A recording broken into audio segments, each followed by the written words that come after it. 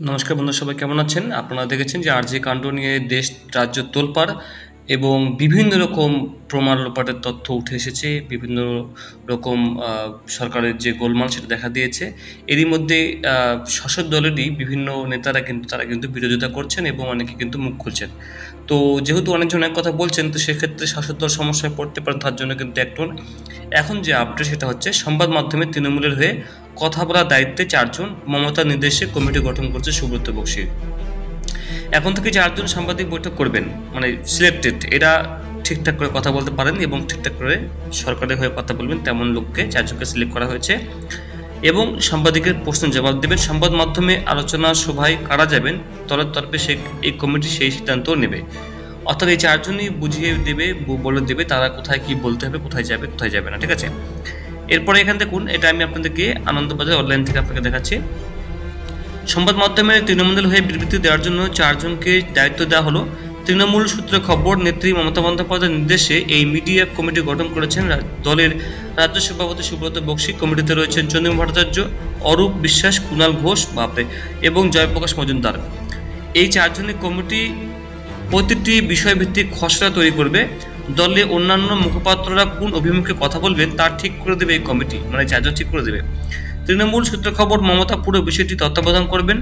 মুখপাত্র নিয়ে একটি কর্মশালাও সংগঠিত হতে পারে। সংবাদ মাধ্যমে আলোচনা সভায় কারায় যাবেন, দলের তরফে এই কমিটি সিদ্ধান্ত নেবে। আগে দলের তরফে সংবাদ মাধ্যম সামলানোর দায়িত্ব পালন করত তৃণমূলের সর্বভারতীয় সাধারণ সম্পাদক অভিষেক বন্দ্যোপাধ্যায়ের ক্যামাক স্ট্রিটের দপ্তর। তৃণমূল সূত্রের খবর, আরজি কর কাণ্ডের আবহে সেই দায়িত্ব থেকে নিজেদের সরিয়ে নিয়েছে ক্যামাক স্ট্রিটের দপ্তর। বৃহস্পতিবার থেকে এই পদক্ষেপ করছে তারা। তৃণমূল সূত্রে জানা গিয়েছিল, এই বিষয়ে নেতৃত্ব দিতে বলেছেন।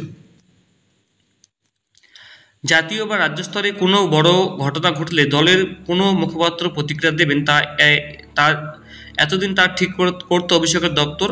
তার দপ্তরই ঠিক করে দিত চ্যানেলে বিভিন্ন বিতর্কে কারা অংশ নেবেন, সেই প্রতিক্রিয়ার পার্টি লাইন কী হবে তাও নির্ধারণ করে দেওয়া হতো। লক্ষ্য একটা, যাতে একই সুরে সকলে কথা বলেন, যেমন সিপিএমে হয়। কোনো বিশেষ ঘটনায় পলিট ব্যুরো থেকে এরিয়া কমিটি পর্যন্ত সকলের বয়ান যাতে একই হয়, সে কারণেই কিন্তু আরজি কর পরিস্থিতি চলতেই সেই কাজ থেকে নিজেদের সরিয়ে নেয় অভিষেকের দপ্তর।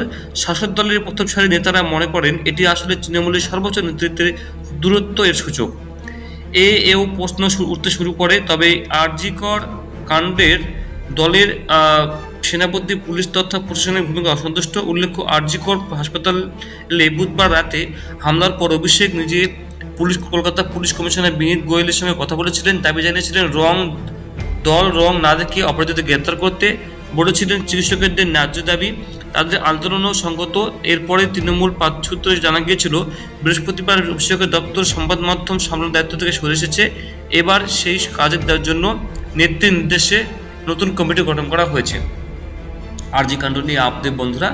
তো কি বলতে হবে কি বলতে হবে না, এটার জন্য পুরো একটা সলিড একটা ব্যবস্থা করা হয়েছে। তবে এই নির্যাতিতা, এই যে ডাক্তারটি মারা গিয়েছেন বা রেপ এবং মার্ডার কেস করা হয়েছে, এটার যে কবে শাস্তি পাবে আসল কালপিটটা, সেটা কিন্তু এখনো অপেক্ষার সময়। তো বন্ধুরা, আপনারা অবশ্যই কমেন্ট জানাবেন। Thank you so much.